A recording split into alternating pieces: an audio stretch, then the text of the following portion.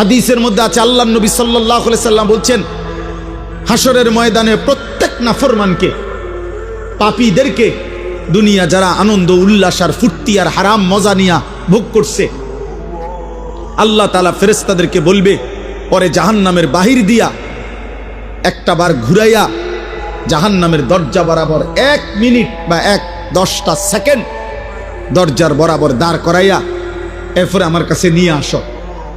বিশুদ্ধ হাদিস। প্রত্যেক নাফরমানকে ফেরেশতারা জাহান্নামের বাহিরে ঘুরাইয়া দরজার সামনে 1 মিনিট বা 10টা সেকেন্ডের জন্য দাঁড় করাবে। জাহান্নামের একটা আগুনের বাতাস তার বুকটা বরাবর একটা ধাক্কা দিবে বাতাস।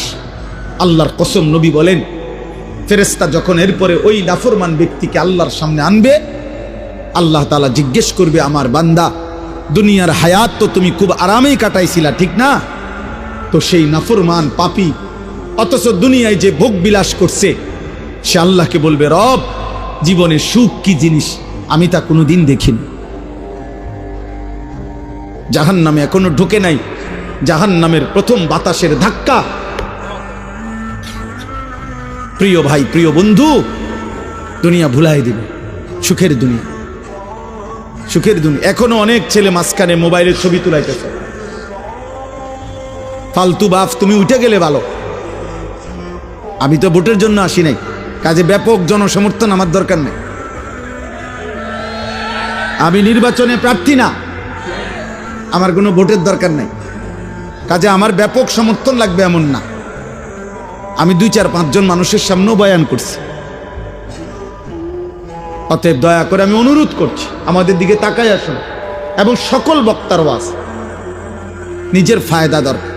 এই মোবাইলগুলোতে লক্ষ লক্ষ ওয়াজ আছে, সব বক্তার ওয়াজ আছে। দোস্ত, আমার জীবনে থাকা দরকার, আমার কলিজায় থাকা দরকার, আমার হৃদয়ে উপলব্ধি দরকার, আমার বিবেকের অনুভূতি দরকার।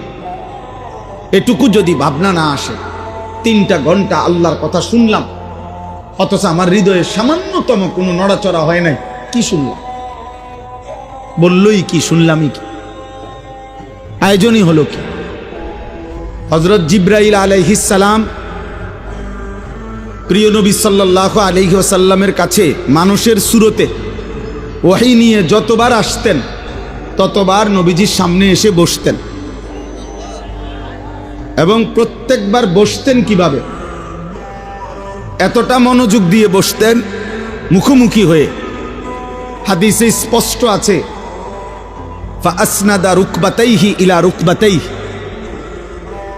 অর্থাৎ জিবরাইলের 2 হাঁটু রাসূলুল্লাহ সাল্লাল্লাহু আলাইহি ওয়াসাল্লামের 2 হাঁটু মুখোমুখি একদম বরাবর করে বসতেন। তো যদি আমার 2 হাঁটু বরাবর আরেকজন হাঁটু 2টা মুখোমুখি করে বসে, তাহলে বুক এটাও বরাবর, চেহারা এটাও বরাবর, এতটা বরাবর করে বসতেন। এরপরে নবীজির সাথে কথা বলতেন। এই জন্য আমাদের এই আখলাক দরকার। এটা সুন্নাত, এটা আমল, এটা আদব। কোরআনুল কারীমের মধ্যে আল্লাহ তাআলা বারবার এটা বলছেন, লাআল্লাকুম তাযাক্কারুন। কেন আমার কথা নাজিল করছি? আল্লাহ তাআলা বলেন, যেন তোমরা উপদেশ গ্রহণ করতে পারো।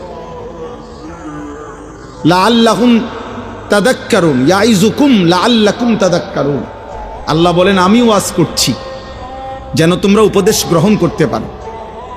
লাআল্লাহুম ইয়াত্তাকুন, আমার বান্দারা যেন আল্লাহকে ভয় করতে পারে। লাআল্লাকুম তাত্তাকুন, যেন তোমরা মুত্তাকি হতে পারো। এইভাবে কোরআনে বলছে, লাআল্লাহুম ইয়াতাফাক্কারুন, যেন আমার বান্দারা ভাবতে পারে।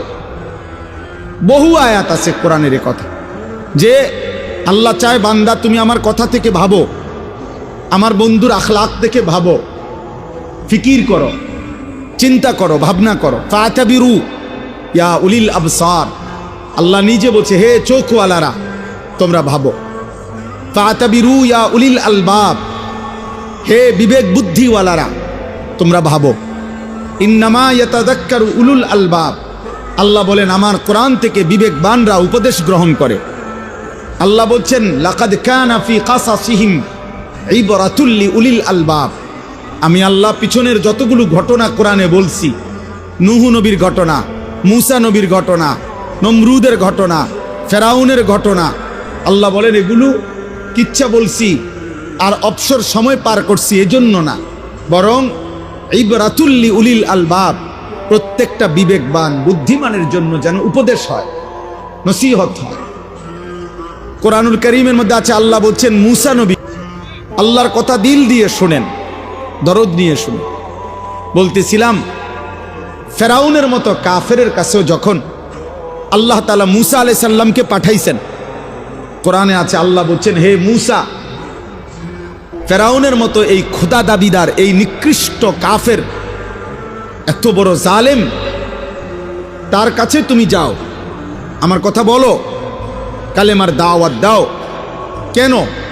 লাআল্লাহু ইয়াতাযাক্কারু আও ইয়াখশা, এই যে কোরআন শরীফের আয়াত, ফাকুলা লাহু কাওলান লাইয়িনা লাআল্লাহু ইয়াতাযাক্কারু আও ইয়াখশা। এই পাঞ্জাবিওয়ালা, অটো নাকি? হুজুর অটো উঠাও, সিএনজি উঠাও, বাজারে দেখো জ্যাম লাগিয়ে গেছে, ওগুলো উঠাও।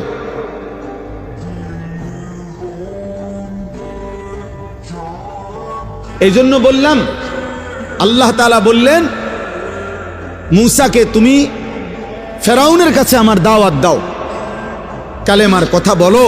কেন? লাআল্লাহু ইয়াতাযাক্কারু আও ইয়াখশা, হয়তো সে উপদেশ গ্রহণ করবে অথবা আমি আল্লাহকে ভয় করব।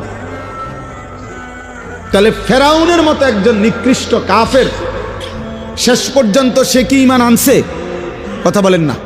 কিন্তু তবুও আল্লাহ তাআলা তার কাছেও যখন পেশ করছে দিন, মূসা নবীকে পাঠাইছেন, বলছে আমি আল্লাহর উদ্দেশ্য, হয় সে উপদেশ গ্রহণ করবে নয়তো আমি আল্লাহকে ভয় করব। তাহলে পৃথিবীর নিকৃষ্ট কাফেরের কাছেও আল্লাহর দিন পৌঁছানোর উদ্দেশ্য একটাই, উপদেশ গ্রহণ, আল্লাহকে ভয় করা।